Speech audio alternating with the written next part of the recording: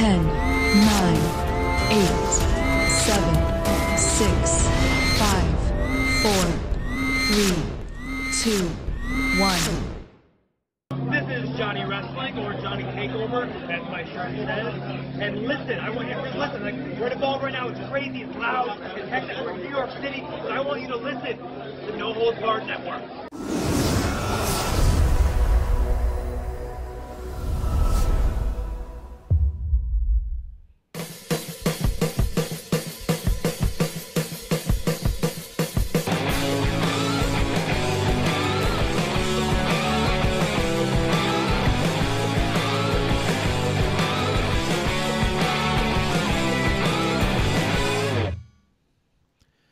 Ladies and gentlemen, would love to start the podcast off on a good note this morning, I guess tonight.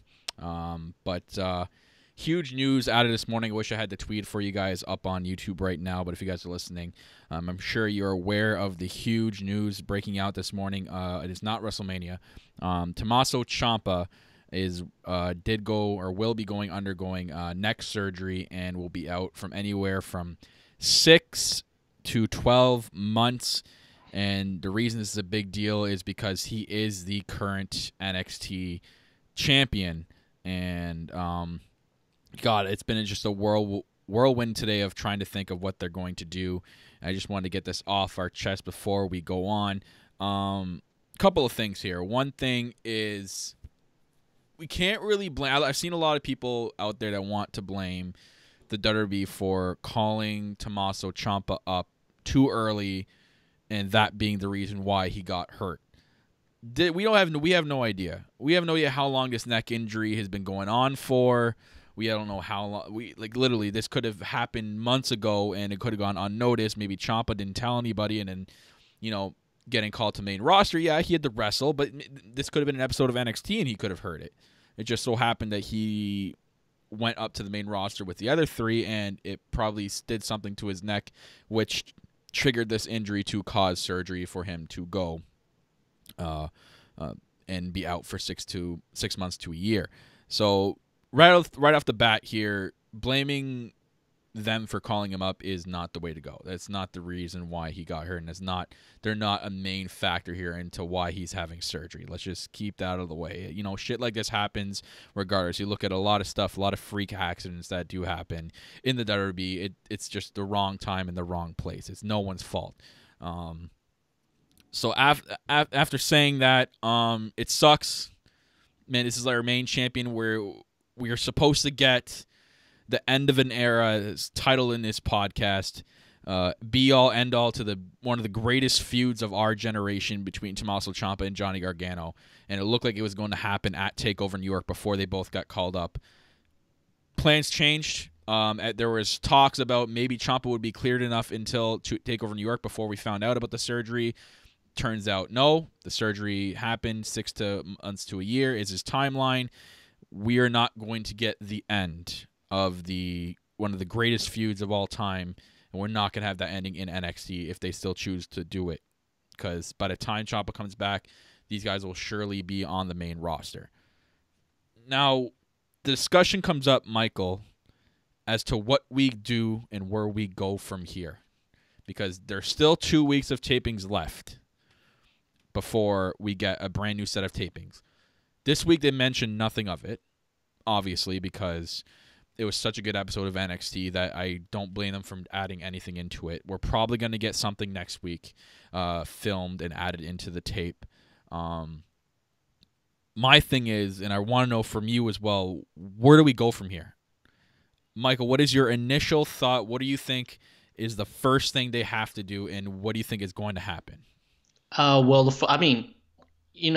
Let's get this out of the way. I'm hoping for a quick speedy recovery for Tommaso Ciampa, and I agree with what you say. This is an end of an era, because guys, they're going straight to the main roster, and most people will say, well, hey, what's the big deal? Tommaso Ciampa will just feud with Gargano on the main roster. Guys, it will not be the same with creative on the main roster. It'll never be as good as it was. No. Look at AJ Styles and Shinsuke Nakamura. We thought we were going to get this incredible match at WrestleMania, right? Watered down by the WWE It was not as good as their match in Japan, and I have no trust that the main roster will do any type of justice with Tommaso Ciampa and Gargano on the main roster. You could put them in the main event of WrestleMania, it still wouldn't matter.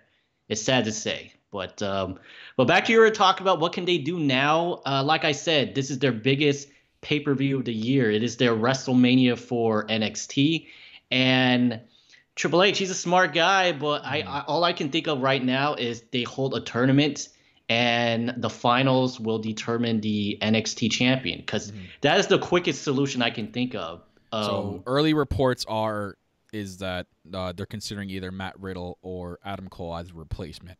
Okay. Now, how they're going to win the championship or get involved in that is yet to be reported. Again, these are early, grain of salt, just early reports being reported that that's the way that they're going to go with this predicament here. My prediction is a little out there, a little outlandish, like all my predictions are, but I think it does justice for the main reason of the prediction. So I want them to go in the direction of last year we saw at TakeOver New Orleans, we had that big ladder match, which was the talk of the town. That was the main talk about that entire weekend, is that ladder match was to crown the brand new North American Championship. That was a sick match. I think it got like 5.5 or 6 stars from Dave Meltzer. It was one of the matches of the year last year. Anyways, sorry. I think they should do another ladder match. Sounds good. For the main championship. Now, what you want to do in this case with the participants, I want them to have 3 main guys that for sure would be in a main event caliber, should be going for that title. So I'm talking a Johnny Gargano. That's number 1. You got to keep him down in NXT. Do not bring him now to Ciampa's hurt. Main roster, scratch that. Just call up Ricochet and Black. You'll be fine with those 2. You got enough people up there that can take the load anyways. So Gargano's, just to throw this out there, they're still considered free agents because they've been showing up on Raw, showing up on SmackDown. And I don't know if you've been watching Raw or SmackDown lately, Kyle, but whenever they come out... So is Becky a free agent? Is Charlotte a free agent? Because they're on both brands. Yeah, I mean, people switch sides with no explanation. Matt Hardy's now on SmackDown. Tamina's now on Raw. Not that we don't care, but the interesting thing to take away from here is whenever these guys go out to their match, their name cards specifically say NXT. It doesn't say SmackDown. It doesn't say Raw. So technically, they're still with NXT. They never officially said that they are officially called up. They just said that they're on the show. Right. And, there is no logic in WWE. If Johnny Gargano just stays in NXT and there's no explanation of why he's not on the main roster, people would not care less. He hasn't even appeared on TV since Tommaso Ciampa has stopped appearing on the main roster. So, yeah. So, Johnny Gargano, number 1 for me, being the ladder match. As also Adam Cole. 100% think he should be in this ladder match. The guys, it's got to be 3 new guys versus what I'm getting at is 3 new guys, 3 guys that have been in NXT for a while and deserve a title shot. So Adam Cole, Johnny Gargano. Now a third one, this is tough because there's not a lot of people left.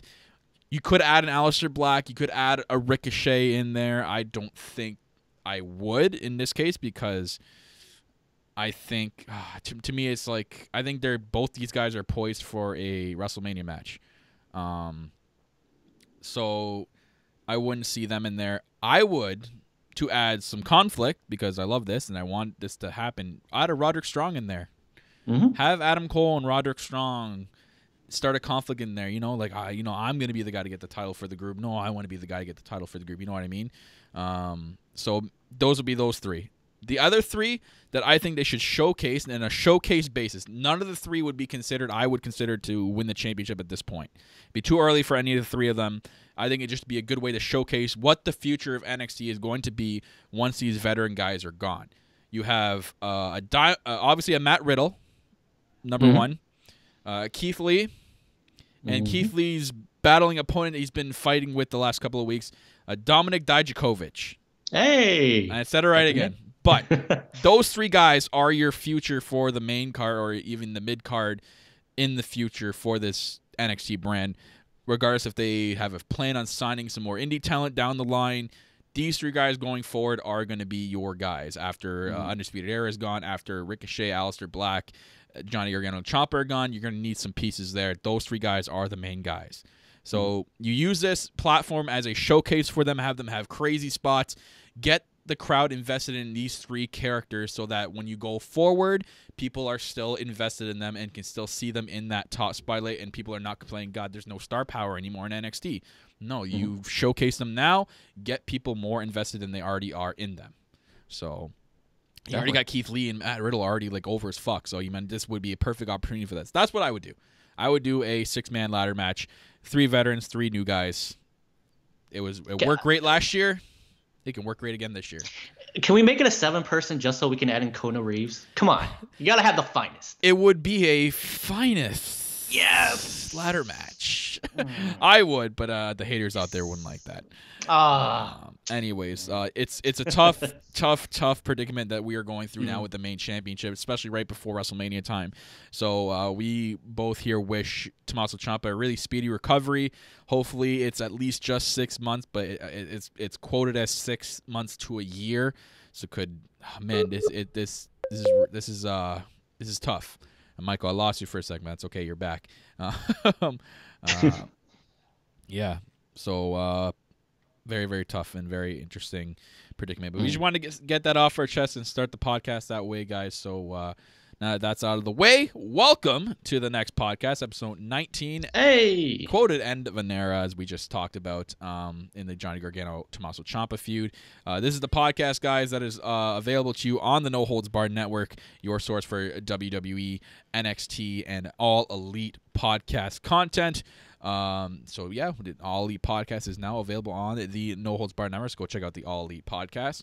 Also, guys, you can go follow the network on Twitter for all updates at NHB Network. You can follow myself at Real Kyle Masters, the owner and CEO of the No Holds Barred Network. You can follow my co-host at Michael Chow TV right above his head as well.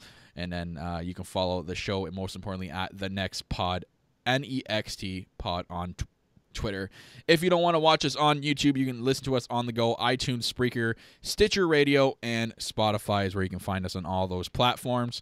And then if you want to watch any video versions of this podcast, you want to watch us live, youtube.com/NHBWR. Make sure you're hitting that subscribe button and that little bell icon. Turn it on for all notification updates. Lets you know when we're going live and when anything gets uploaded to our YouTube channel. And most importantly, guys, make sure you are following the official sponsor of the network. That is ExtremeWrestlingShirts.com. Go check them out. They specialize in pro wrestling, WWE, MMA, apparel with over 50,000 products, T-shirts, sweatshirts, costumes, DVDs, pens in stock right now.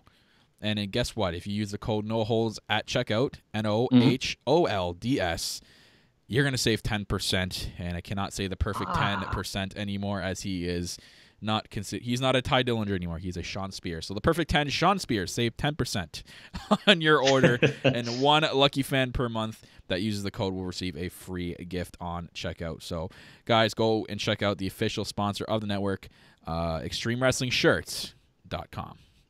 Cool. And yeah, the network closing in here on actually, God, what is it going to be? 5 years? Coming in April, a little bit. Second week April will be 5 years. This network has been going around. It started out as its own podcast, branched off into a network.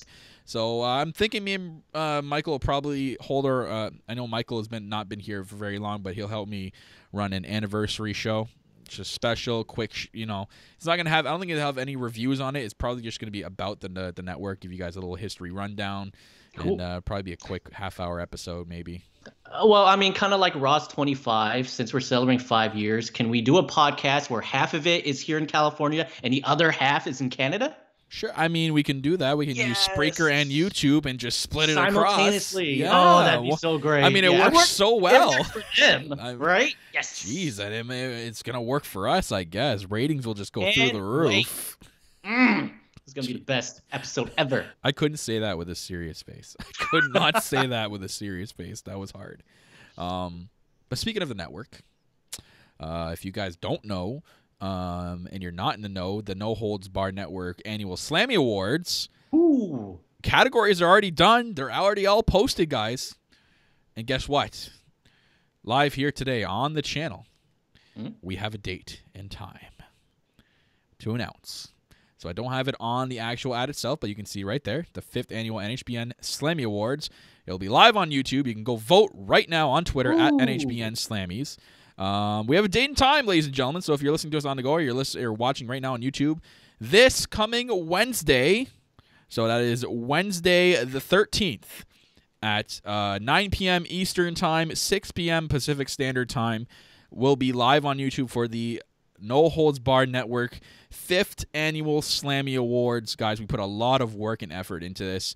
You can still vote right now by going over to NHBN Slammies. So NHBN Slammies on Twitter. Make sure you are following it. You have all the categories listed on there. You can vote for the A, B, or C, or D, or you can actually vote for your own. You can comment and put your own answer if you like. We'll consider all answers. And you guys have until Sunday, right before Fastlane, to vote. As soon as Fastlane starts on Sunday, I will close the voting. Normal voting is allowed to come through after that, and I will tally it all up, and it'll be all released on the Slammy Awards, showing you guys the percentage of the voting. And also, if you are liking and you are retweeting each one of the categories, you are automatically entering yourself in a contest that we are going to hold at the Slammies. Prizes presented by myself and Michael Chow. So we have prizes for you if you like and retweet the tweets, the categories, and make sure you are also following the NHBN Slammies. That is very important. If you are not following it, I don't think we're going to consider you. Maybe we will. Maybe we'll be nice. But as long as you're retweeting the categories, you will be considered. We'll put you guys all into a name generator and generate the names. We'll do it live right on the show as well. So there's no shenanigans going on there. So, guys, this coming Wednesday, March 13th, 9 p.m. Eastern Time, 6 p.m. Pacific Time, will be the 5th Annual NHBN Slammy Awards. And most importantly, we're going to have a special guest join myself and Michael. Ooh. It was a special co-host from the past, and that's all I'm going to say. Oh, man, it's not JBL, is it? It could be. Oh. I may have pulled some strings.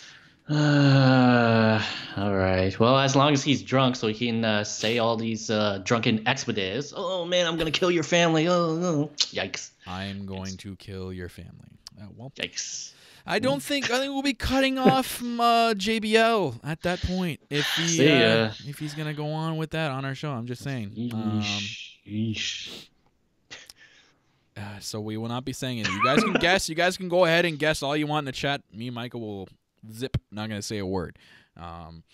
It's someone from the past. Someone from the past. So it's been a long historic past for No Holds Barred Network. There's been a lot of hosts on here. It could even be a host that joined us per se for one episode, and then that's it. Then you never heard from him again. You never know. So that's all we're saying. It's a host from the past. That's it. But it's Hornswoggle, isn't it? Oh man, you never get past this anonymous. It's not JBL. Okay, good. Or Hornswoggle. I'll say that it's not JBL or Hornswoggle. I can't afford that. Clues, guys. Okay. The Blues Clues. Blues Clues. But yeah, so guys, make sure you are tuning in for that show. It's going to be a lot of fun. I put a lot of graphic work into it, and it's a really good time. It's really funny. They've been successful in the past, so it's going to be this several years you guys been doing it. It's one of my favorite episodes because honestly, I love the awards, the negative awards where we talk about what's the worst thing that happened last year. Because guys, and you get to be a part of it this year. You guys get to be a part of it. And guys, last year, seriously, it just keeps going downhill from here. I've been seeing some of the worst years of the WWE lately. It's going to be so fun to talk about all the garbage they did last year. Yep. I mean, we've been putting this together. And for research, I've just been looking over every pay-per-view, and I'm like, my gosh, I can't believe that happened. Oh my gosh. I had to watch the Lashley Sisters segment again. And Kyle, boy, please watch it again. It made me want to straight up I don't know if I kill want myself. to. And it's so bad. So bad. I'm not trying to influence any votes, maybe guys, for the sake of the podcast, I'll watch it. That was so bad. Anyways, so let's move on here.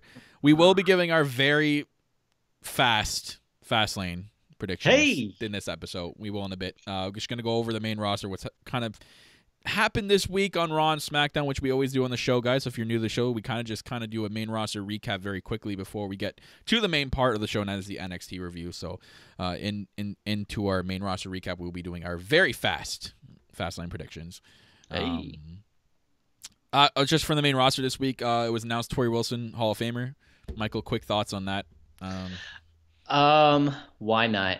I mean, I don't know what else to say. Every single year I want China to go in, and they kind of just put her in as part of DX. This is their way of kind of letting the fans have China in the Hall of Fame, but without her going in there individually. I think it's going to happen every year. There's always going to be people complaining, oh, you shouldn't put this person because you can put this person, you can put that person. But guys, if we put all the good people in now, you're just going to leave the shittier people for the future, and then no one's going to watch Hall of Fame. Their main plan is to get people invested in the Hall of Fame and actually tune in. You can't just keep putting good people in every year, and then you're going to run out of people. So Tori Wilson, for the era she was in the WWE, she did what she had to do. She was good for what she was in that era. You have to remember, when Tori Wilson was here, the Divas era was all about bra and panties and looking good and strip shows. That was the women's division. As much as we hate it and it was shit, that was the women's division, and she was perfect for it. So, yeah, I think she deserves to be in the Hall of Fame for that she played a good role and probably was one of the hottest, not greatest divas for that era, man. Tori Wilson was my favorite back then. Okay, so I'm just saying, and she couldn't really wrestle that much. She could wrestle, not great. But you know what? She was good for what she was used for in that era. Everyone remembers the whole Dawn Marie and Tori Wilson saga. That was a very, very storyline. So that was not good. So, by the way, that was Tori Wilson's real dad, by the way. And I know. That's what made it very yikes. This was. So, I think it deserves. So good for Tori Wilson. Good she's in there, whatever. I feel like a lot of the people who I want to go in have gone in already. Trish Stratus, Lita, and I'm blanking right now, but it seems like people who should go in. Wasn't it Jacqueline last year or the year before? Was it? Yeah, it was Jacqueline. Yeah. So, I think it was a girl like Jacqueline got in there. She was not. She was here for a quick minute. Jacqueline, Ivory. It just seems like everyone who's in there should be in there, and then. People are saying that, I think Molly Holly or Victoria or Gail Kim should have went in there. To be fair, guys, Tori Wilson was in the WWE before them. Hey, Gail Kim at least in one Hall of Fame. She's in the TNA Hall of Fame. I mean, that's pretty good accomplishment. Yeah, very good. And let me tell you, anyone who was forced on the script to make out with Vince McMahon deserves a Hall of Fame in my book. So 100%. There you go. Thank you, Tori. Thank you. Also, with I guess we're getting the Shield reunion at Fastlane. I don't know what to say. They're already advertising this as the last time ever. I've heard the commentators talk about it. They're already advertising it on WWE videos on their YouTube channel. There you go. Last time ever, Shield. Guys, the Shield has reunited and quietly, silently disbanded with no explanation 3 years in a row now. All right, they came back last year to screw Braun Strowman out of his Money in the Bank cash-in. I don't care. It doesn't mean shit to me.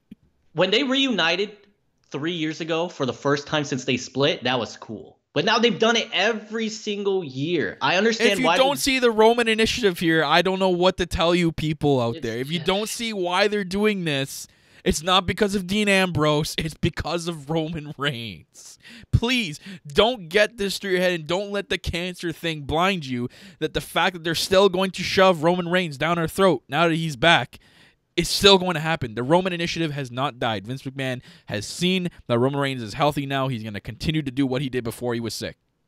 It's plain and simple. I'm not making fun of his cancer. Relax, everybody. Relax, keyboard warriors. I'm not fucking making fun of his cancer, saying it's fake or anything. I'm just saying, now that he's back, we're going right back to status quo. We're going right back to the beginning of the circle. I do want to point out on Monday Night Raw. Kyle, did you tune into Monday Night Raw? Did you hear his speech? And I went through. I didn't. So, Roman Reigns, I'll make this very quick. Roman Reigns came out. He got the same applause because why not? The guy beat cancer. People are still on the train, which is cool. I'm hoping for the best, guys. I want Roman to succeed. It's creative. I'm worried about them going back to their awful ways. But Roman was getting cheered, and at one point, Roman was talking about the Universal title. He was talking about Brock Lesnar. He was talking about Seth Rollins, and he said that he wanted in on it. And very quickly, guys, it went to straight up boos. Okay, it was almost as though the fans, it hit them like a ton of like a snowball in the face, going, well, there's the Roman Reigns that we booed a couple of months ago. He now wants in on the title shot. I thought for right then and there he was going to say, I want in on WrestleMania, but he didn't. And then people started cheering him again. And for no reason, Roman said, I want the band to get back together for no explanation. If people can't see what's actually going on right now, then I haven't. You're lost. There's no hope for you. If you can't see what the fuck they're trying to do, then you're good. You're good as gone. You might as well join the casual fucks in Lafayette, Louisiana, and sit there and not appreciate anything. Because if you want to sit there and be blind as to why Roman Reigns is still getting pushed the way he's going to, there's no hope for you. There's not. That's all I have to say. I said what I need to say in our rant a couple episodes ago. I'm not going much into it. So we're going to move on from there. Cool. Shield reunion Fastlane. Who gives a fuck? They're facing the same people they've been facing for the last 8 months. So the same who, by the way, these are the people who beat up Braun Strowman, and there was no follow-up with that. Braun Strowman, if you guys saw Monday Night Raw, he is now feuding with those two jokers from Saturday Night Live. I guarantee you, for the second year in a row, Braun Strowman's going to do some stupid comedy gimmick at WrestleMania like last year with Nicholas. He's probably going to do something this year with those two guys from Saturday Night Live. The gimmick died when the failed cash-in. It died since that day. There's no saving him anymore. He's done. I don't give a fuck about Braun Strowman anymore. He's garbage. So, interesting stuff to happen on Raw this week, though, was the whole Ronda and Becky thing. Ronda Rousey, okay, real Ronda Rousey. She pissed. She mad. Dude, she mad. I know this is. She pissed her pants. Yes. I'm talking like storyline. She's pissed, guys. This ain't real. Let's fucking be real here. Let's. They're doing this on purpose. If Becky's able to turn it up and does what she's done, you don't think Ronda's doing this on purpose? Like, Ronda, this is all done on purpose. And the stupid video that came out today with her in that stupid room that's been edited, because if you're clearly looking at it, they're wiping off Ronda's makeup at one point. All of a sudden, she's got new makeup in the beginning. Just saying, it's been edited and chopped. If you guys haven't seen the video, go check it out. It's actually on Ronda Rousey's official YouTube channel. It's her and a whole bunch of F-bombs basically saying the exact same thing. She's basically saying, she talks about, if you guys haven't seen the video, to sum it up, she says she has no remorse for what she did to Becky. She said Becky insulted her husband and Photoshop. You know what's hilarious? People act like the fourth wall's never been broken before. Exactly. Like, people, they do this all the time. They're just taking another step higher this time. It's just a shame that Charlotte's added to it, and I got my opinions on that. It should be just Becky and Ronda, because these two alone are just going to kill it. If you saw the segment, what Charlotte did on Monday perfectly describes their match. Because if you saw, Ronda Rousey was beating the hell out of Becky, and all Charlotte did was just stand on the outside of the ring like a third wheel. That's exactly what she is in this match. But we'll see. Shame. I mean, in my personal opinion, guys, they're allowing Ronda Rousey to do what she wants because she might possibly be, she's leaving after WrestleMania. All right. She's going to take an extended amount of leave from the WWE, and she's now in the status. So? Yeah. Are you sure? No, I'm very sure, because it wouldn't make sense for her to do now this new gimmick of her now attacking everyone. I think she's taking a little bit of break, but she's not gone. No, I'm definitely, she's not gone. I mean, because WWE says she's signed to a 3-year contract. However, if she wants to take an extended leave, say, up until Survivor Series, that's fine. But then, I mean, we've seen Braun Strowman, turn babyface, heel, and then back to babyface within a couple of months. I guarantee you when Ronda Rousey comes back from her extended leave, she's going to turn babyface again. The bad thing about this is it's going to be hard to get her back on babyface. There's no logic with that. There is no logic. We all hate her. It's the biggest logic gap in the world. Again, people are blind to see that too, but yeah, it is what it is. But it's different. I mean, I like it. No, I'm not saying I hate it. I love the intensity between these two. It's been prime. I was dying laughing when they're tweeting at each other and they're cropping. Becky was cropping Becky's boyfriend's face and putting it on the arm. I was pissing myself off. I'm like, this is the greatest stuff. This is the greatest thing WWE's done in like the longest time. Like if they did stuff more like this on the main roster, I would actually watch it.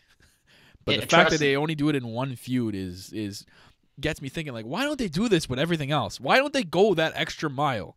Why does everything else have to be toned down and bland and boring and recycled shit that they've already done? I don't understand. And you had a fucking room full of 30 writers. I don't get it. And it's so much easier to play heel, guys. Guys, if you've seen her mic work, Ronda is not working as a babyface. She's not working out. Allowing her to be heel and basically saying, from now on, say whatever you want. You claim to be a fan, and you watch this all the time. So just build on your strengths. Say whatever you want. We don't care. Just don't mess up too bad. And don't say too many F-bombs. Yeah. There you go. Anyways, Ricochet and Aleister Black still tagging for whatever fucking reason. I couldn't tell you why they continue to be a tag team. These guys need to be showcased by their singles run or their singles characters, because they are both singles characters. They're not tag team characters. Especially Aleister Black's character is supposed to be the lone wolf guy. He's not supposed to be tagging with Ricochet every single freaking week. Now they're getting a title match.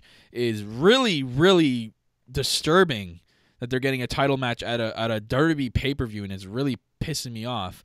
But as soon as WrestleMania is done, they need to stop tagging with these people. Like they need to stop, because it's literally driving me absolutely bonkers, and it's just showing how much Vince McMahon, his kiss-ass yes men, don't watch NXT whatsoever. So that's that. We have a new U.S. champion, fucking out of the blue, way out of the blue here, way out of left field. Samoa Joe's the U.S. champion. Finally, this guy deserves a title anyways. I would have liked to maybe wait until WrestleMania, but again, it's typical WWE to quick fire stuff before their biggest event of the year. At least until Fastlane. Can you imagine if Joe had won that during Fastlane? That would have been great. But why not WrestleMania? Why did they have to do it now, or even at Fastlane? Why? Why can't he win a major title on the biggest stage of them all? Why do they take and deprive good superstars from this? So I hear there is rumors going around that since Lars Sullivan may not be around for John Cena, the rumor I'm hearing is that it's going to be John Cena versus Samoa Joe at WrestleMania. The reason for that being is, number one, they rushed Samoa Joe getting the title. And Kyle, if you've been keeping up with what's going on in SmackDown, R-Truth has this gimmick of going out here and trying to copy his childhood idol and hero, John Cena, by having these open challenges and all of this stuff. Now, it would make sense if maybe Samoa Joe, because he gave a promo and he kind of actually took jabs at John Cena. And it makes sense that R-Truth's childhood hero answers Samoa Joe's open challenge at WrestleMania, or even before that. You know what they should have done? It would have made perfect sense. It's good for a short title feud or a short title run. You should have had R-Truth have his U.S. Open challenge at Fastlane, have John Cena answer it because he's been watching him copying it, win the title there, drop the title to Joe at WrestleMania. That would have been good.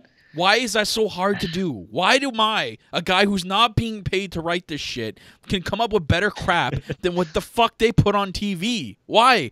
I don't understand, Michael. These are professionals. This is the WWE. This is the big league. How can they not figure this shit out? I don't understand. I gotta tell you, this really sucks because I started to get on board with R-Truth's open challenge. He was doing a great job, and I love the fact that he kept having these open challenges and he kept trying like winning with roll-up pins and whatnot. I was like, dude, R-Truth, by the way, guys, R-Truth was like 47, 48 years old. He's pretty old. And this U.S. title was giving his character life again. And I really, really enjoyed the open challenge. I was actually tuning into SmackDown for these open challenges. But then he lost. And they really could have extended this all the way up to either Fastlane or WrestleMania.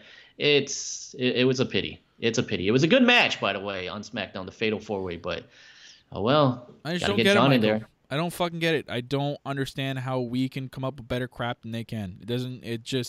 It does not make sense to me.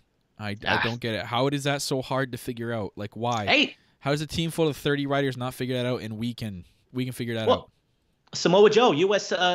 champion. Fresh start, bro. Fresh starts. They always quick fire all the fucking time, and it makes me think, what the hell? Why? Anyways, Mandy Rose, I guess, is getting a big push. She's been. I mean, we can say here and by the way, I love her. I think she's the hottest girl on the roster. She is really good looking, Rose. and I will give her credit a little bit, dude. Her in-ring work has actually been not bad, not the greatest. Obviously, I think there's better women wrestlers in the main roster right now, but she's improving. I actually, honestly think she's working on her craft to get better in the ring, and the fact that she knows she's hot and she knows that she can get by with her looks alone. The fact that I'm commending her for trying to get better in the ring at the same time. That right there is like gold. So if they want to push Mandy Rose, yeah, I'm for it. You just have to push her in the right way. But then again, this goes to the other side of the fence for me. I don't trust WWE to do anything right. So it's and then Naomi's the one that has the job tour this week. By the way, last year's inaugural WrestleMania Women's Battle Royale winner, Naomi, jobbing to Mandy Rose in a mere couple of seconds. I don't know what else to say. By the way, are they even have that? Have they even talked about having that again? They don't, but it seems like something they want to keep doing. I mean, it's all about the women's revolution. Probably in the pre-show. Yeah, because I think it was in pre-show last year, and it was. Yeah, I don't know. They need to stop doing this stuff. I mean, what? Matt Hardy won last year. He didn't do anything with it. In fact, he was gone for most of the year. Naomi, what has she really done since winning that? They seriously could have given that to someone who actually needed the push. Yeah. All right. But, it's whatever. If Mandy Rose gets pushed, I'm glad she's working her in-ring skill. I hope it gets better for me to get fully on her side. I'm at about a 20% on board with a Mandy Rose push. I just need to see a little bit more out of her. I gotta tell you, it's a whole Velveteen Dream and Aleister Black situation. If Mandy Rose, and she does look like she wants to work hard, put on a great performance. In fact, Mandy Rose, I love you, and I would love you to have a flourishing career. Put on the best performance of your life at Fastlane, to the fact where the fans go, wow. That's what I mean. Did you see Mandy Rose? And Asuka's capable of working with someone to have a really good match. So I think Fastlane is going to be the determining factor for right now to see how far she is all along in her getting better.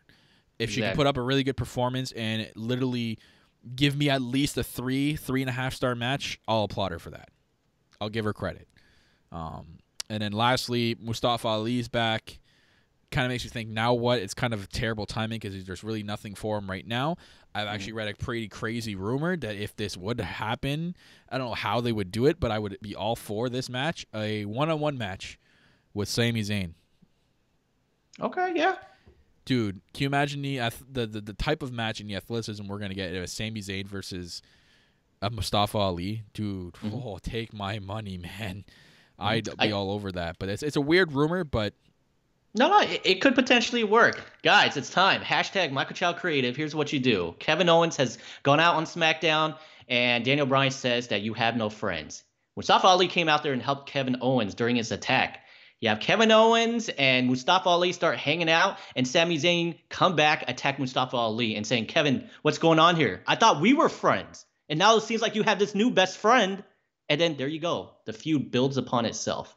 And then afterwards, I don't know, Kevin Owens and Sami Zayn can feud with each other. Or, check this out, Fatal 4-Way WrestleMania. Mustafa Ali versus Kevin Owens versus Kofi Kingston versus Daniel Bryan. Although, Kofi Mania, it's more personal and it's a better match when it's just singles. Yeah. But, yeah, there you go. Any of those would work. Those four in a match would be insane. Like a Fatal 4-Way match would be incredible with those four. So, who knows? So we'll quickly, speaking of Fastlane, we'll quickly give our very fast predictions. We're not going to go too much into it because we kind of talked about each one of these matches already. So the pre-show, for whatever reason, this is on the pre-show, and even Rey Mysterio or Andrade was tweeting about this, going, "What the fuck? Why are we on a pre-show?" Rey Mysterio and Andrade, the type of match to be put in a pre-show. Because the cruiserweights are always on the pre-show. Okay, sorry, it's what dude. it I is. think they could have put the women's tag team match in the pre-show. That has the less hype out of every match on the card. No, right I now. mean, but it's the first title defense. Can't do that. Yeah, I mean, some stuff. So they got the shit end of the stick. Maybe just not have Mysterio and Andrade. Why not that? So it's gonna be a great match. I'm gonna go with Mysterio, and it's going to lead to Andrade getting pissed and getting a rematch to lead to this speculation of hair versus mask at WrestleMania. So you read that article too? I don't know about it's a hair speculation. We never know what's really going to happen, but I'm definitely going to be going with Andrade on this one.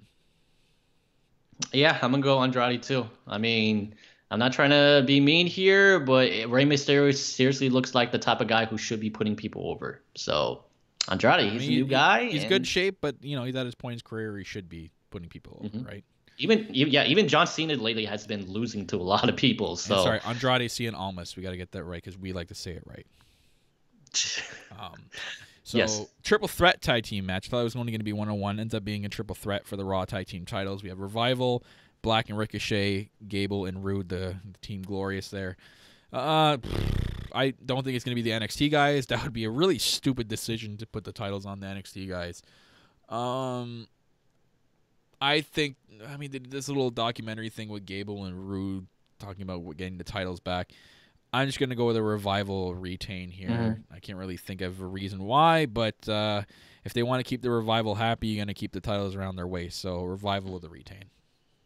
Yeah, I'm with you with the Revival, and just because it's Vince, I might have the Revival pin one of the new guys. I don't want it to happen, but hey, you guys are in Vince. You guys are in Vince country now. So either Aleister Black or Ricochet's taking the pin. Why? Because it's Vince approved. That's such a Vince thing to do. It's so right.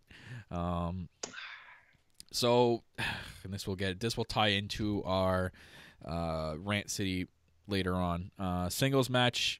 Charlotte Flair versus Becky Lynch. If Lynch wins, she'll be added back into the WWE Raw Women's Championship match at WrestleMania. Becky Lynch, duh, because there's no way Becky's not being in that match. So there's literally no explanation right here. So Becky, unless they have Ronda interfere, it causes a double DQ, and they add Becky anyways. I don't think that's gonna happen. I think I don't think Ronda's going to be making an appearance at the pay-per-view. I just got a gut feeling Ronda won't be there, so they're going to pick Becky. Just because of what they did on SmackDown. There wasn't anything to do with Ronda on SmackDown, so I'm picking a Becky over Charlotte, and it's going to be a clean victory too. I'm very confused to the point because here's the thing. Becky has to win because the whole thing that went down on Raw 2 weeks ago is that Ronda Rousey laid the title on the floor and said, I want Becky in this match. Do what's right for the fans. And she made it seem like if you don't put Becky in this match, I'm going to vacate the title. And it looks like that's what she did. Stephanie was going to put this match right here at Fastlane for the Women's Championship, for Ronda's Women's Championship. But then she appeared on Monday Night Raw for no reason. She said, I never gave up that belt. She said, screw the Roo, damn the man. Fuck all you fans, and started beating the shit out of Becky. Sorry for the expletive words, guys, but okay, this is an expletive podcast. Oh, okay, why not? Hey, if Ronda can go expletive on her video, why not us? So there you go. Becky has to win, otherwise the fans will make the WWE pay. All right, we'll get more on that later on in Rant City about how the fans changed the course of WrestleMania. But yeah, it's so obvious Becky's gonna win. But I think the interesting thing is how she's gonna win. Yeah, you say clean victory. I think it's gonna be something else. Dirty? It's gonna be something. Yeah, no, I mean not. I feel like it's gonna be something else. I don't know. Okay. Maybe a stupid win where the ref wasn't. Charlotte had her on the rope. Ref didn't see it. Oh, I'm stupid. 1, 2, 3. I can see that. Yeah, why not? Because you gotta keep Charlotte strong going into WrestleMania. Yeah. Otherwise, you're like, why? So the useless Shield reunion versus Corbin, McIntyre, and Lashley. What a fucking terrible team. Can we call them the welcoming committee? Sure. The Shield versus the welcoming committee. I love it. Shield, duh. Because why would the other team win? That's all I got. That's all I got for you. I don't care about this match. So Shield, because Roman. Roman's gonna get the spear for the win. Of course, why not? I'm gonna go with the Shield too. Just a small saving grace. If they had the balls to do it, the Shield might lose, and Dean Ambrose might be the one to turn. Because rumor has it before Roman had to take a bit of absence and a leave. But does this lead to Roman and Dean at WrestleMania? Well, I heard that's what they had penned in for WrestleMania before Roman had left for his cancer battle. And then so this would be so perfect with Dean Ambrose just saying, "See, I mean, you know what? I said I was done." You know what with they could Shield. do? This would add to the AEW fire. Have it in an I Quit match. That'd be good. And then that's like Dean's, or if Dean loses, he has to quit, kind of thing. We do a retirement match.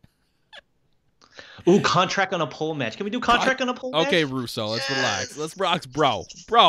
That's too far, bro. Ooh, Shield vest on a pole match. Oh my God, Roman's vest on a pole match. Does he get his vest back? I'm a little bit confused. Dean Ambrose threw his vest into like a canister of fire, so I guess I'll have to go to a Halloween store and pick up another one. So yeah, one of those plastic police ones. There we go. But as far as we know, we got the Shield for both of us. So we've both been in an agreement for the last 4 matches. So we'll see where we're split decision. Might be the next match. We'll see. SmackDown Women's Championship: Asuka versus Randy Rose. Great. See, if they're high on Mandy, I'd save it for Mania. So I'm going with the Asuka retain here. I don't think we're getting a title drop just yet. I think if they're really high on her, it's going to be Asuka dropping it at WrestleMania and Asuka going 0-2 at WrestleMania. It's hard to say that. Why should Shinsuke or Asuka stay in the WWE? They are arguably one of the 2 top best skilled wrestlers in the WWE. Come to AEW. Come on over. Well, they'll take them. They could just go back home. I mean, I know they have family. Exactly. They are giving them no reason to stay, and I just don't know what else to say. Asuka's going to lose at WrestleMania. I don't know what else to say. But yeah, I'm with you on that one. Asuka, and I'm really hoping Mandy Rose puts on a hell of a match because she definitely has the ability to do so. Very good, very technical in the ring, and I love her Tommaso Ciampa finisher. And she's a former bodybuilder model too, so she's got the strength. She's definitely built. So we'll have to see. We're rooting for you, Mandy. So Boston Hug Connection.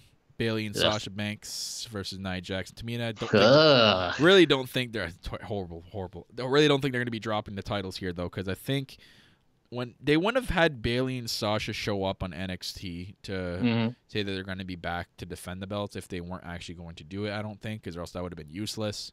So I don't think they're dropping the belts here. I think Bailey and Sasha are going to be holding these belts for a while. So sorry, Nia Jax and Tamina, you're just coming in as useless to me. So Boston Hug Connection for the win. Yeah, I am totally with you. The Boston Hug Connection all the way. And I just think it's just a real shame that Bailey and Sasha have been bullying Nia Jax and Tamina. So, the other tag team men's match, Usos versus Miz and Shane. Why are they getting a rematch? I thought we were done with official rematch clauses. I thought that was part of the initiative of this fresh start. I guess not. I guess they were made to forget it just like every other fucking time. So I guess they get a rematch. And Usos dropped, I guess, a bombshell on them on Twitter. I'm not sure what I guess they dropped a hint at the Hardys. So I'm assuming they're going to be doing Hardys versus Usos for the titles at WrestleMania. So Usos for the win here. And then it's going to set up Miz versus Shane at WrestleMania, the match that everyone wants to see. Oh, gosh. Put that in the main event. I know people want Kofi Mania, but honestly, it should have been Miz versus Daniel Bryan. It should have been babyface Miz versus heel Daniel Bryan, because we've been wanting this match since last year, and they've been like, ever since Daniel Bryan was the GM of SmackDown, they've been teasing this match. And then now, if you're gonna have that match, you gotta have Daniel Bryan as a babyface, because if you're gonna bring up the past and all that for promo work, you're gonna need to be Daniel Bryan as a babyface.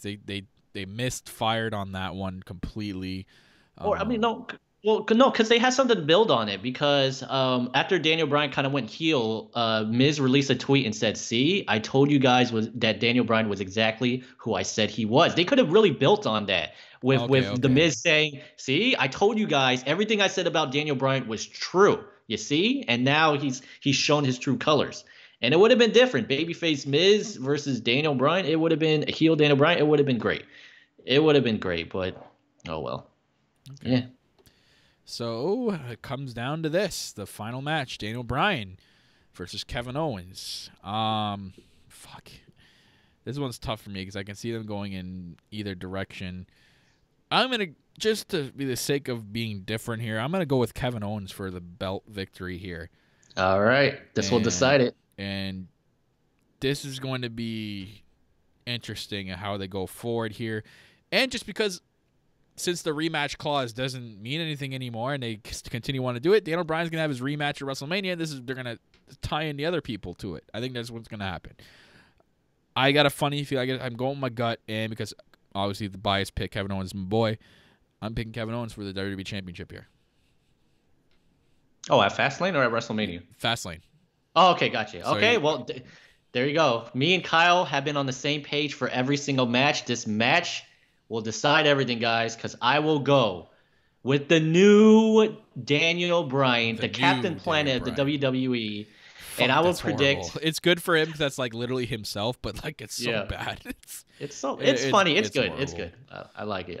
I'll just throw out an easy prediction. It never works, but either Luke Harper or Bray Wyatt will come out there and help him. Why not? Why not? Just throw it out there. You never know. Just throw it out there. I don't know. Or Captain Planet comes out there and helps him. Why not? I don't.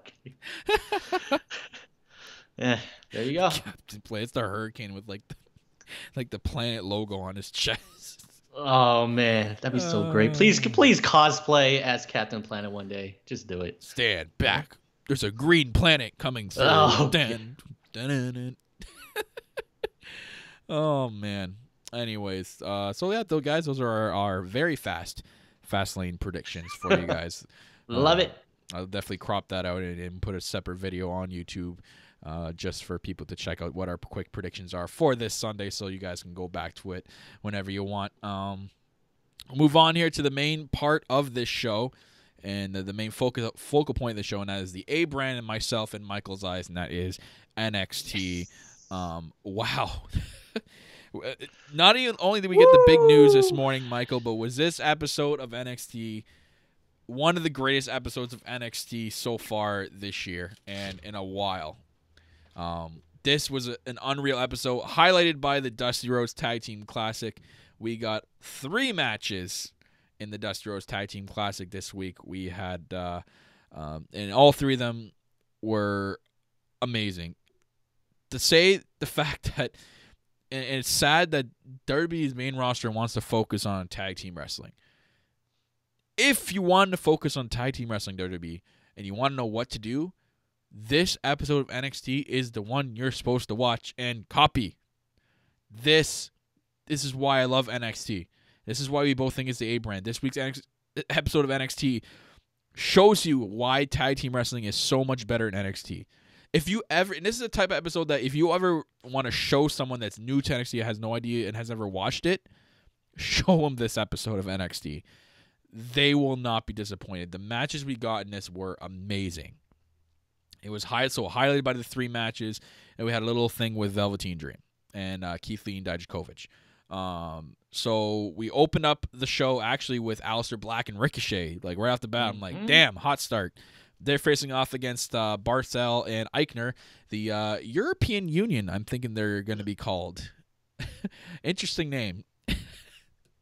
And at least they're getting in matching gear. You know what I mean? They have the Europe, what's the Europe logo, the Europe flag, and then their own country's flag right next to it on the back of their trunk. So the commentary mentioned that the Dusty Rhodes Tag Team Classic has actually fast-tracked a lot of the previous winners after. Like, whoever wins it, it's fast-tracked their careers. So, and it's true. If you look at the past histories, the first winners of Balor and Joe, they soon were called up to the main roster soon after that.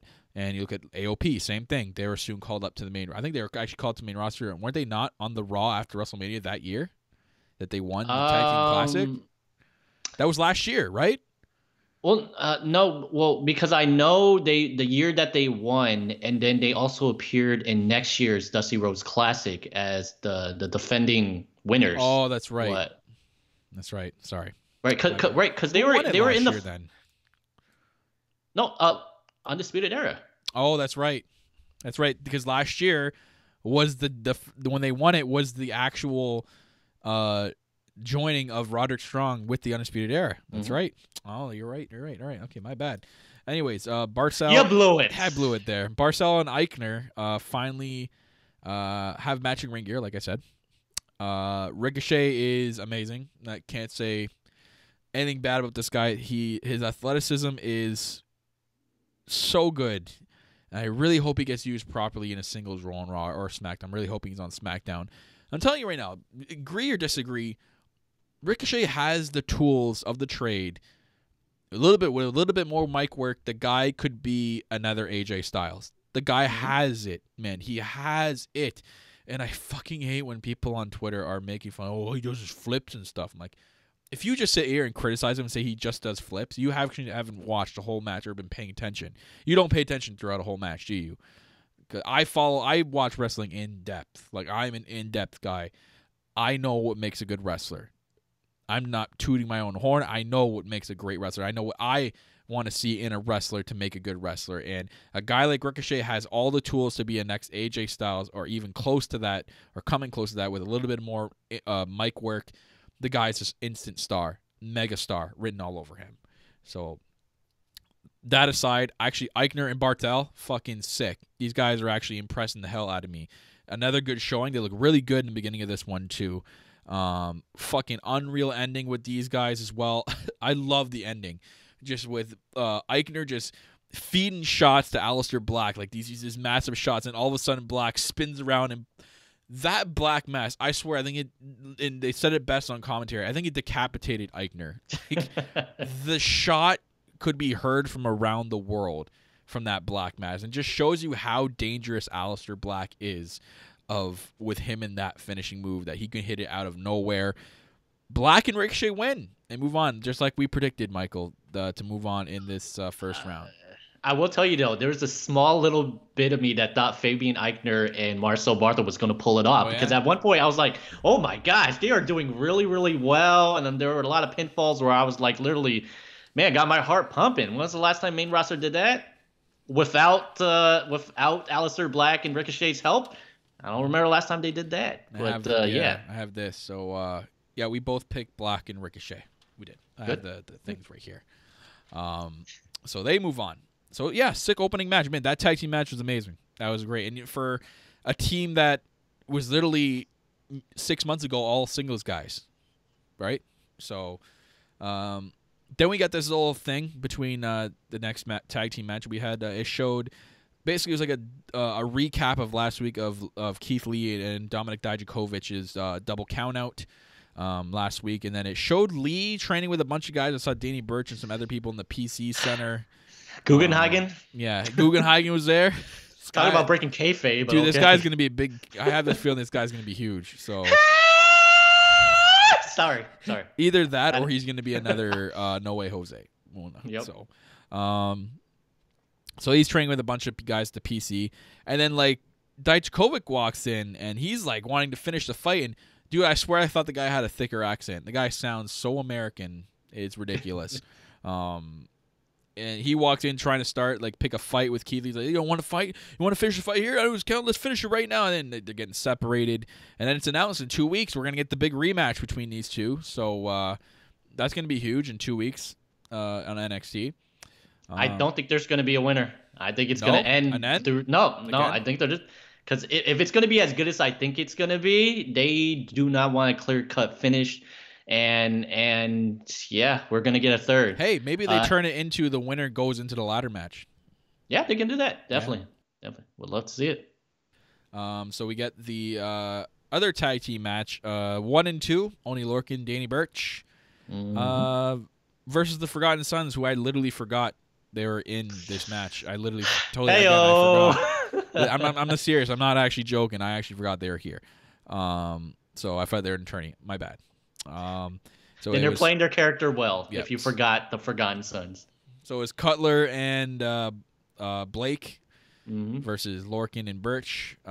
Good match. I thought it was a really good tag team match as well.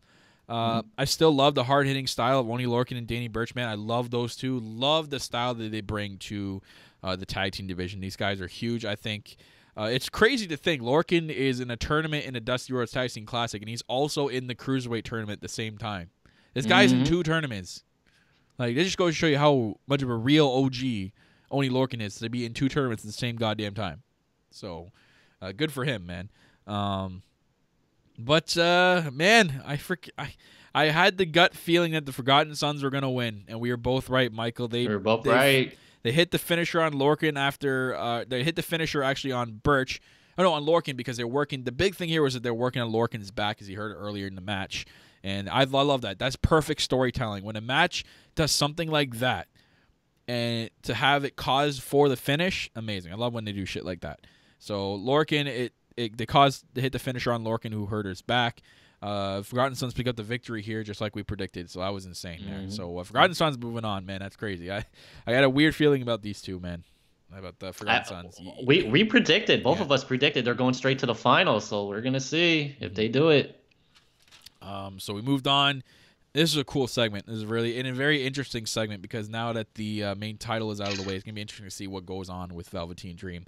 But he comes out to cut a promo, but he comes out and walks right onto the announce table and grabs a mic. He's basically reminding everyone that he is your North American champion. Matt Riddle interrupts him. I'm like, oh, really? Bro. Matt Riddle interrupts him. I'm like, oh, man, okay, that's interesting. He's like, I'm just here to say hi. And congratulate you on your title victory. But he's like, real talk, I kind of want a closer look at that championship belt. And then the crowd was like, oh, you know what he means. He means he wants that North American title. He wonders if it would look good around this waist over here. And then Velveteen Dream gets on the mic and says, first of all, I'm not your bro. And second of all, the spotlight, and he snaps his fingers, and the spotlight gets right on Velveteen Dream, and he says, the spotlight belongs to me. And then that's perfect. What a way to end this. Man, Velveteen Dream is fucking money, dude. He is so money. And to end off a promo like that, amazing. But gets you thinking, like, what's going on with the title now? And I got to think about not only the main title, but the North American title picture, because everyone thought it was going to be Adam Cole. And now that Matt Riddle came out on this week's episode, we're like, okay, what's going to happen? Are they going to continue in the Matt Riddle direction with Ciampa out? Like, you know what I mean? Like, it's going to be very interesting to see what direction they go in. So, but other than that promo, epic.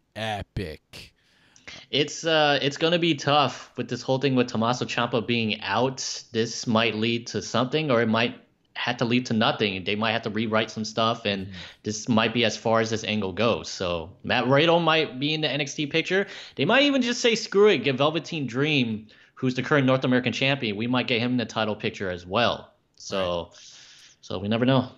So we moved on. We had Mustache Mountain and the Street Profits. Hey, yes. Stir the pot. Crowd was pretty split for this, man. I'm glad to see Mustache Mountain back. We haven't seen them since their big epic feud with Undisputed Era, which was literally an awesome feud. If you guys haven't seen their feud, go back and watch it. That was epic. The storytelling was the key to that. With the whole throwing of the white towel thing. That was an epic feud. Basically, Street Profits trying to be taken more seriously. They're still going for that angle, trying to take it be more seriously in 2019. Taking it to Mustache Mountain early in the early stages of this match. I knew this match was eventually going to start getting.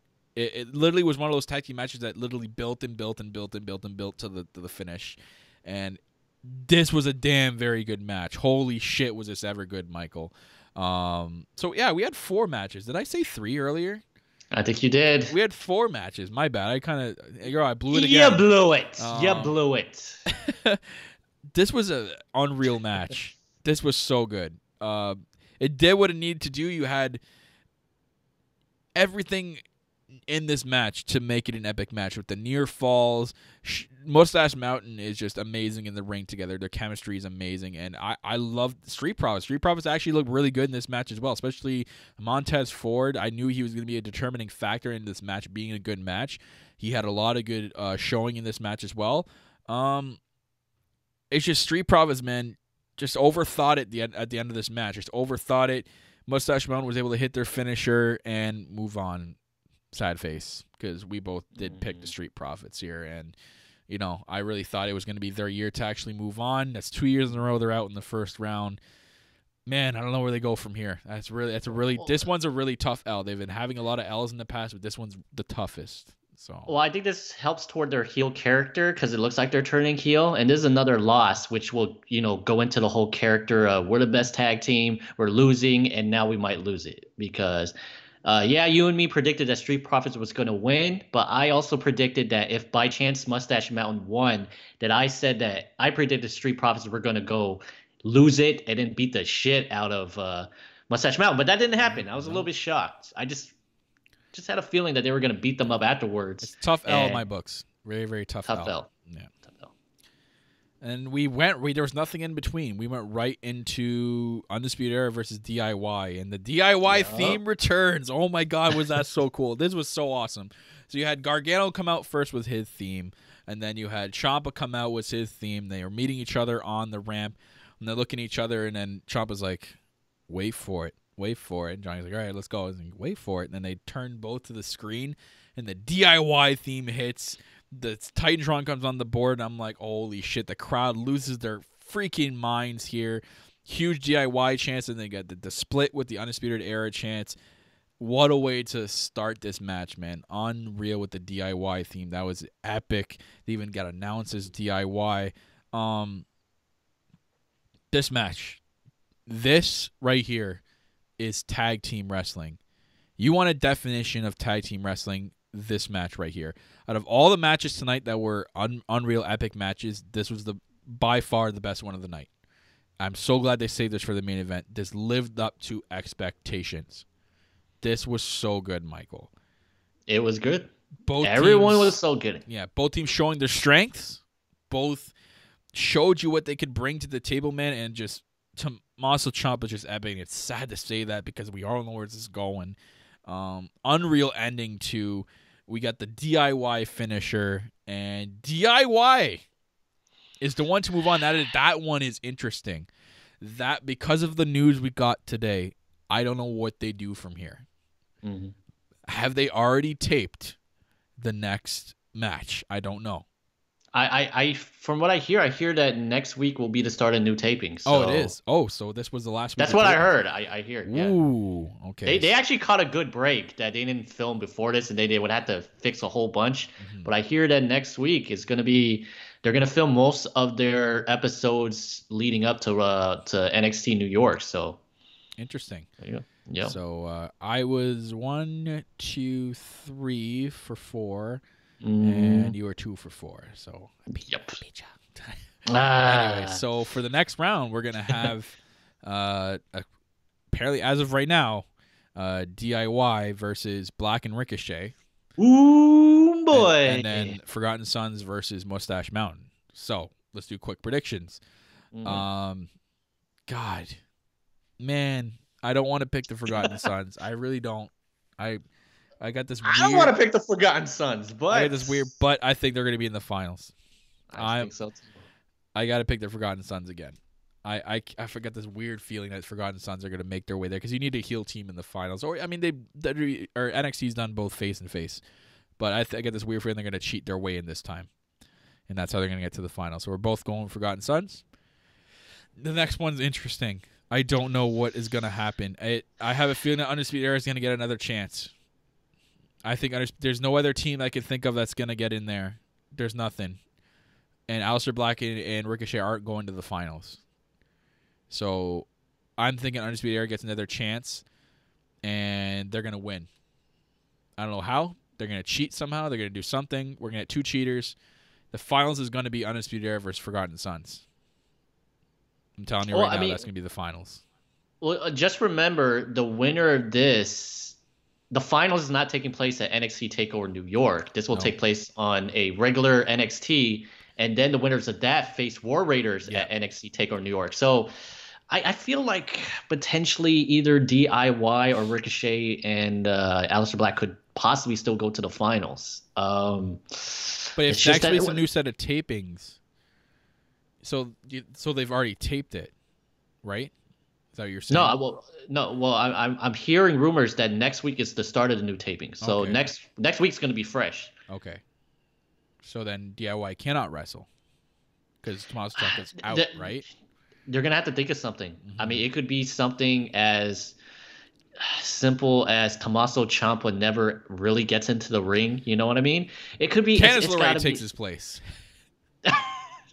Sounds good. Sounds good. And then they do intergender. Or I don't know. They got to think of something. This is where Triple H's mind comes into play. He's got to think of something. You could do something where Johnny Gargano starts in the match, and then when he goes for a tag, Tommaso Ciampa jumps off the apron, and he never does anything physical, and he screws over Johnny Gargano. Right. Or I don't know. Tommaso Ciampa gets taken out in the back, and Johnny Gargano has to find a new tag team partner. I really don't know how they're gonna do it, but I trust in Triple H. I don't trust in Vince. But when stuff goes down in NXT, I trust that Triple H he has stuff up his sleeve. Yeah. So we'll see. We'll see. So very, very good episode of NXT this week. Very, very good. So I'm interested to see where it goes from here, man. Next week's going to be very interesting to see what they do. But yeah, very good episode, like I said. So that's our NXT review.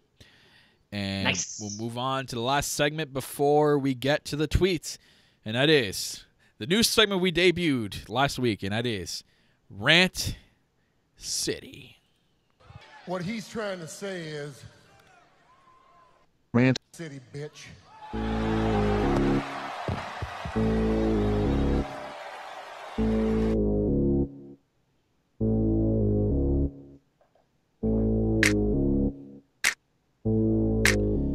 That's right. Welcome to Rant City, ladies and gentlemen, the part of the show where myself and Michael have a topic each week that we like to rant about and talk about and have you guys generally discuss and rant about as well. So if you guys want to generally discuss and rant about us rant with us at the same time, all you do is listen to us on YouTube, follow us on YouTube, comment after we're done the podcast, tweet at us.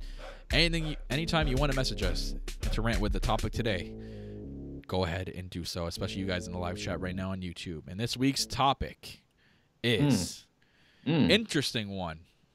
Royal Rumble. Does winning actually matter? And this one's an interesting one. So you had brought it up because because of what happened.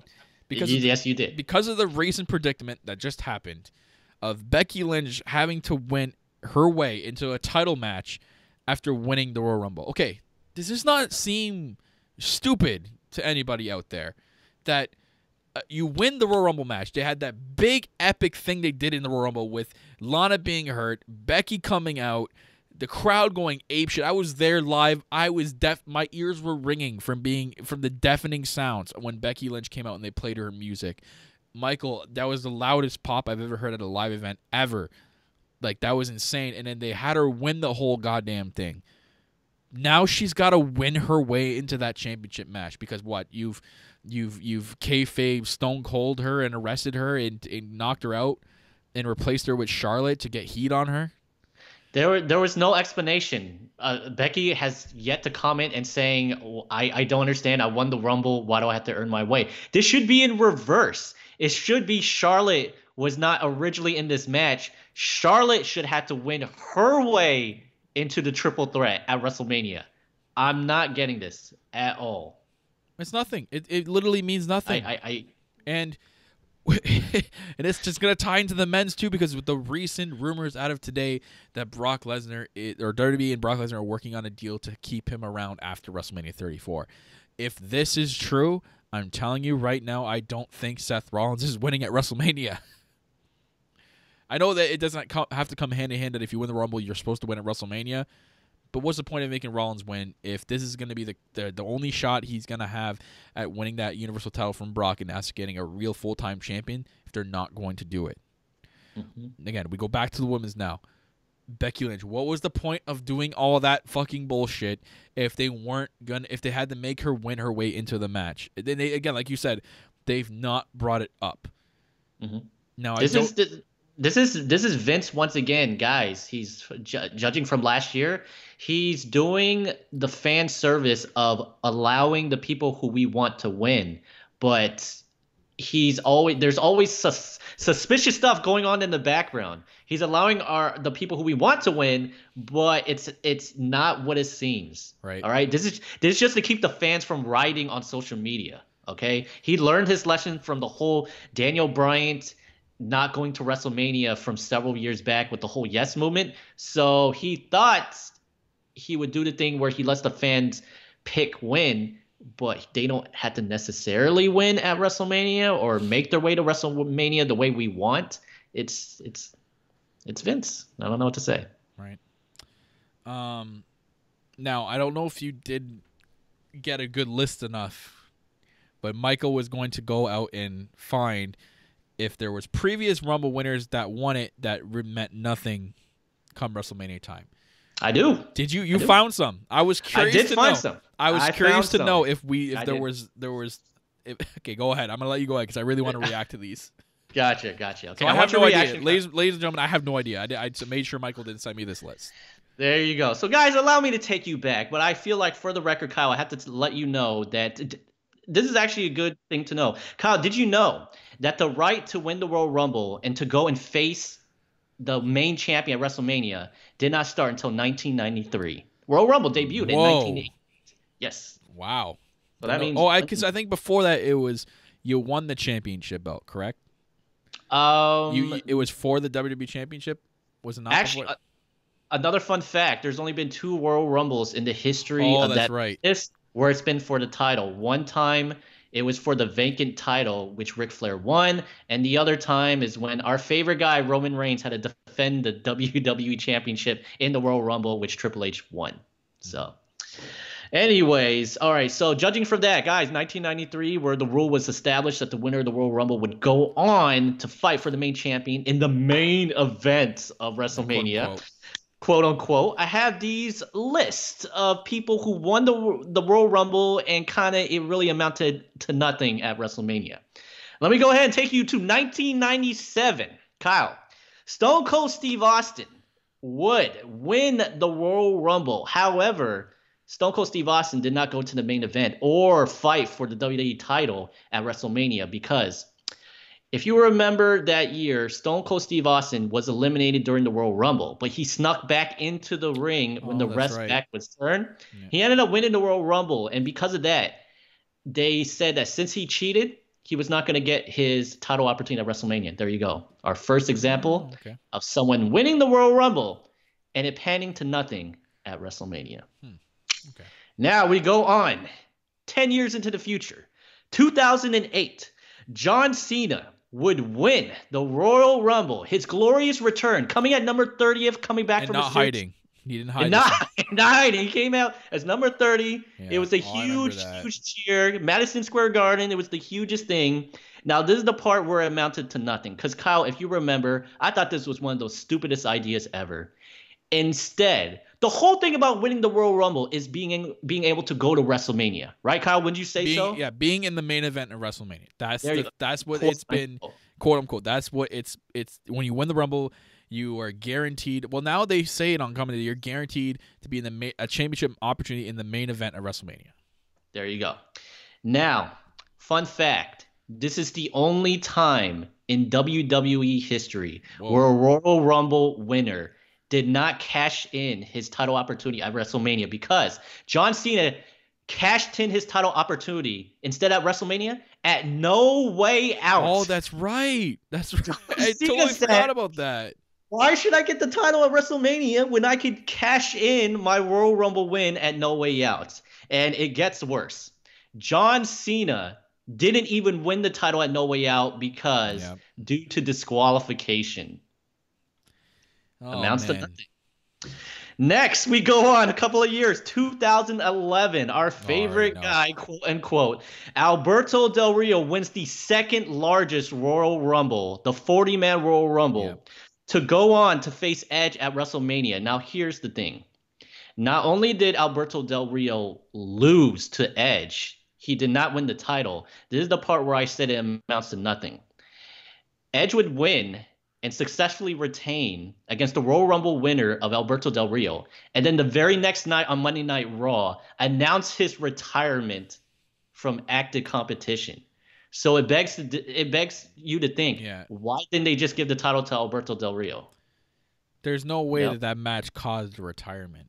That they had to Yeah. have known something before then. That's fishy as hell. That's I felt like Edge kept this to himself because he did not want to drop the title before he retired. But another example of a Royal Rumble winner not winning the big title, and the fact that the guy just retires the day after. It wouldn't stop there. Kyle, the year after that, Sheamus wins the Royal Rumble, goes on to have, and I wrote it down here in my notes, an 18-second match against the WWE champion Daniel Bryan. in the first match of the card. First match of the night. It should not have been Sheamus. Kyle, I want you to know that the other It's supposed to be main event. It's supposed to be main event. This was for the World Heavyweight Championship. The other title on the card was CM Punk defending the WWE Championship against Chris Jericho. Chris Jericho should have won that Royal Rumble. He didn't. Yep. He gave it to a guy who ended up using his Royal Rumble win for a. I'm gonna go back and watch that Rumble because I want to know if the commentary said that he's gonna get a championship main event match at Mania. If they say that, this goes to prove right there. But I mean, it's tough to see if they would say that because the main event was already set in stone a year before that. So. And there you go. Other than Becky Lynch this year, Kyle, we go to our final one on this list. Kyle, I think you know which one I'm going to talk about. It's the one of the most controversial wins in the Royal Rumble in the history of this business. I take you to 2014. A guy who just finished filming one of the best movies ever, Marvel's Guardians of the Galaxy. This guy was only in the WWE for 1 week. Goes on to win the Royal Rumble. David Bautista wins Bautista wins the Royal Rumble, despite the fact everyone thought Daniel Bryan was going to be in the Royal Rumble because he had lost the match to Bray Wyatt earlier in the card. It just seemed it's a Becky Lynch situation. Becky Lynch lost at the Royal Rumble, but she came back in the match to win. Everyone thought that's what Daniel Bryan was going to do. Yep. And this was back when, by the way, guys, people were cheering for Roman Reigns. Roman Reigns was the last person in the ring with Batista. People were cheering for Roman Reigns to win, and he should have won because this is back when he was popular. But nope, a guy who had left the company, who walked out on the fans to go do movies, was only in the company for 1 week and won the Royal Rumble. He went on to have one of the most stupidest, predictable match in WrestleMania. Kyle, it was supposed to be one-on-one, but then the Daniel Bryan Yes movement took over and literally canceled everything he was supposed to do. Kyle, were you excited for Dave Bautista versus Randy Orton at WrestleMania? No, right? The fans rioted. Yeah. All right? This is one of the most major, probably... Now it happens more often, but this was one of the most major times where fans literally overtook the show, changed the main event of WrestleMania in their favor. As much as Triple H would like to go out here during the fresh start and say us fans are the authority, we're really not. It's only when it fits them. But other than that, that's pretty much it. Guys, this was my list of the Royal Rumble winners who won and then went on to not really do much at WrestleMania, either that night or after. It's just a huge logic gap. I don't understand why they do stuff like that. It's stupid. If you win the Rumble, you should automatically be in it. Just plain and simple. You know what I mean? So it should be a huge push for the superstar. Yeah. All right. If there's one thing I really hate is I seriously hate those repeat winners. You don't need them, especially when you have 2 world titles on your. They should go to someone who deserves it. This year, I think it was a good decision with Becky. It was literally shoot good. It was the right time and the right place to have someone win like that.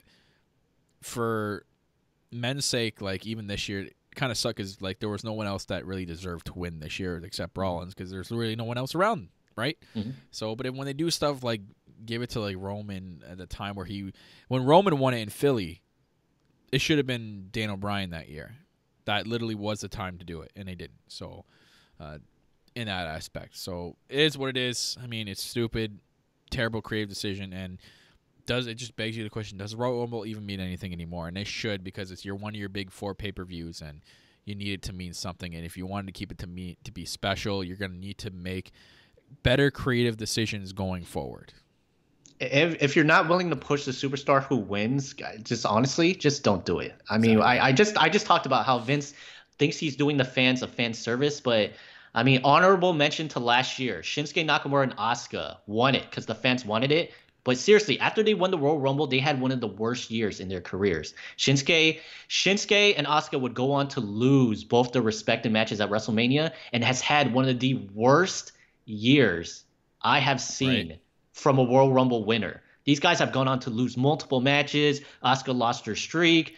And both these people, I mean, what? Shinsuke Nakamura is now in the tag team division with Rusev, and Asuka is barely on the show, and she's taking on D-list talent. Sorry, Mandy Rose, love you, but it's what is this? It's awful. It's awful. Well, guys, let us know what you think, either in the live chat or YouTube comments down below, or even tweet at us at Real Kyle Masters, or tweet at Real Michael Shaw right above his head, right there. There it is, guys. Let us know which Royal Rumble winner you think was the worst one that really amounted to anything. Guys, let us know. We would love to know. So let's get to the fan tweets, shall we? Got a couple. We have a lot today. One from Tiffany, who is the other host with me on the All Elite podcast. She tweets in, with Ciampa being injured and out for the next few months, what do you see the future of Johnny Gargano now? I love for him to stay in NXT, like I said before. I think him staying in NXT is a perfect way to do this. You cannot have him on the main roster right now because there's nothing for him to do. And Vince will just literally waste him away, and then you're going to have nothing. You have him stick around in NXT.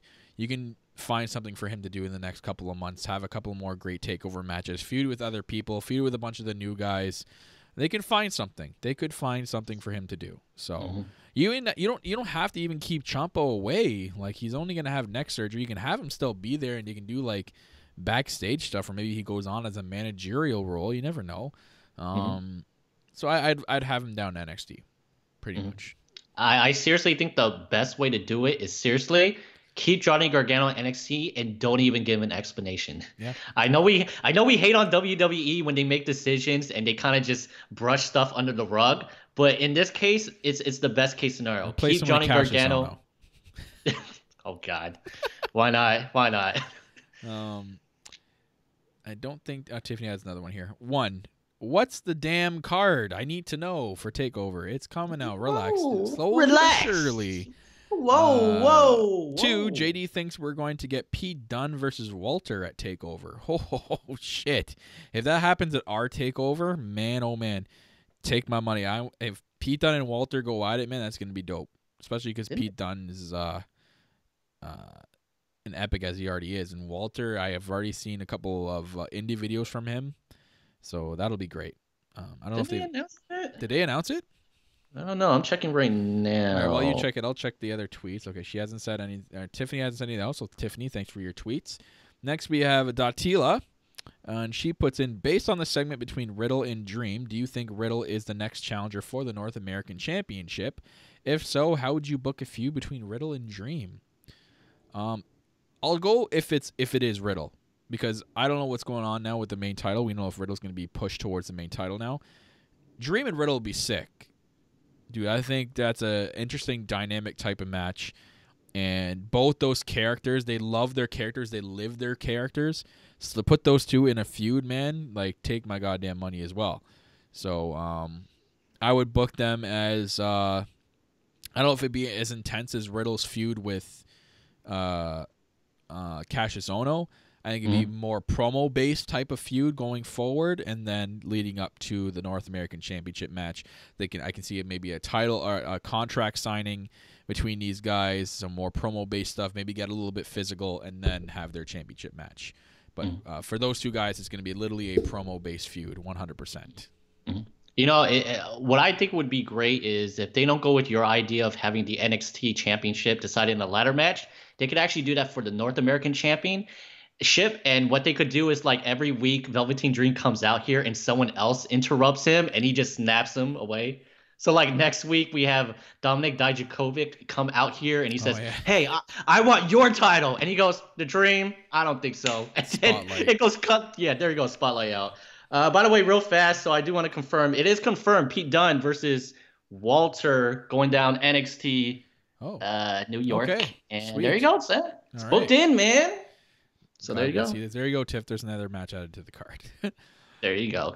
Give me my matches. And then Datila also says with Ciampa's going under neck surgery, does this mean Undisputed Era takes the place in the tournament? Or will Gargano have to find a new tag team partner? Again, like we just explained, they can go either direction here. They can either have Undisputed Era get another shot, like a second shot kind of thing, or maybe Gargano goes out and finds an unlikely source or an unlikely partner.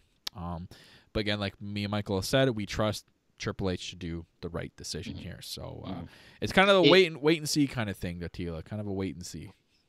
It would make sense because Undisputed Era were last year's winners, so it would make sense. They go, hey, William Regal, since these guys can't compete, we were last year's winners. We should get like a bye to go to the next round. And if they say Ciampa can't, obviously he can't compete in the match. If Johnny Gargano has to find a new partner, who do you think his partner should be?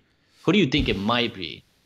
I don't know, man. There's literally Kona Reeves. Kona Reeves, come on. Kona Reeves. Yes! Let's go. Finest. He's the finest partner. Send me in, coach. I'm ready. Send me in. That'd be great. Oh my god, I'd love that. Speaking of Kona Reeves, the haters, I got some more. I got Cuba Girl 125 tweeting into the show. Do you think Roddy will somewhat be involved with Dream and Riddle for the North American Championship? That's good. It's funny how she brings that up because we know. Remember the promo from 2 weeks ago? The Undisputed Era said they plan on doing 2019 gold, like they're goal hungry, right? So that was the case with with Fish and O'Reilly going for the tag belts, and Adam Cole said he was setting his sights on the North American Championship, which now has probably fast tracked him to the main championship. Does Roddy go for the North American belt at this point? I think yes. I think maybe they should. I think Roddy needs to do something. He's just sitting around doing nothing. I would say, yeah, I would add him into that. Maybe, and like this goes to what Michael just said, maybe they do the ladder match with the North American Championship, and I think that's how you would add Roddy to the match. Yeah, because don't forget, was it last week they had a run-in with Velveteen Dream in the parking lot? Remember that? Yep. They could do that. Roderick Strong come out here, and Velveteen Dream goes, hold up, spotlight on me. There you go. That's right. There you go. Do you expect to see Kyle versus that air guy in the battle of air guitar in the near future? Gubenhagen and Kyle O'Reilly guitar battle. Oh man, that'd be such a main roster thing to do, but in NXT it could work. Just saying. I'll pump NXT's tires there. Bill and Ted seem to agree. Most excellent. Yeah, Wild Stallions. Whoa. Bro. Whoa. And then finally, do you see in the near future a Dusty Rhodes Tag Team Classic with the women, with the winners facing the tag champs? If so, who would you want to see in the tournament? The Sky Pirates and Bianca and Charlotte would be a good competition in my opinion. Bianca and Charlotte together? That's interesting. But yeah, I like the idea of a woman's one. I don't think we're going to get it for a while now until the division gets bigger and we get more tag teams into it. I don't think we're going to get it just yet. Yeah, maybe I don't know who they would pick. It'd be like a Trish and Lita one, right? But like the Trish and Lita Classic, I don't know how they would name that. Because they're like the only good tag team from that era or from the women's division and from the past, right? Well, don't they want to name it the name that works, the Fabulous Moolah Tag Team Classic? It worked well for the WrestleMania Battle Royale. No, yeah, and then just like the quick as Velveteen Dream Spotlight, that one away. Yeah, that would be cool. I think the division just need to get a little bit bigger first.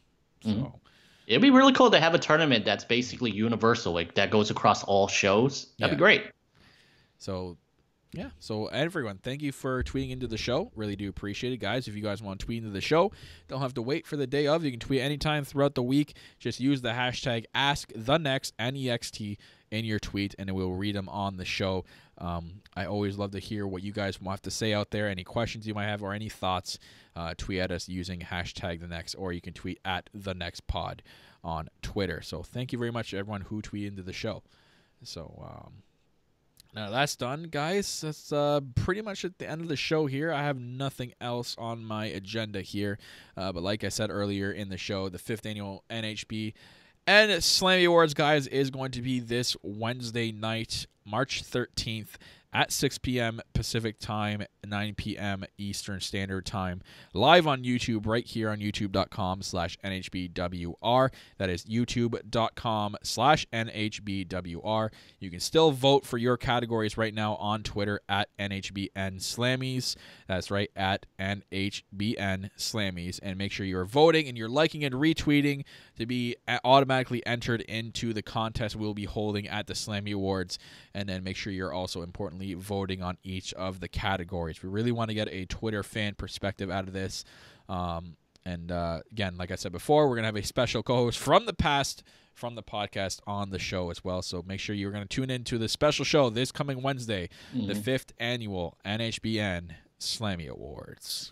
The biggest show of the year, man. I can't wait. It is. It's literally, that's like our WrestleMania, to be honest. So, but good. But good. Right. Oh, man. I don't really have anything else to say, Michael. You got any ending thoughts here?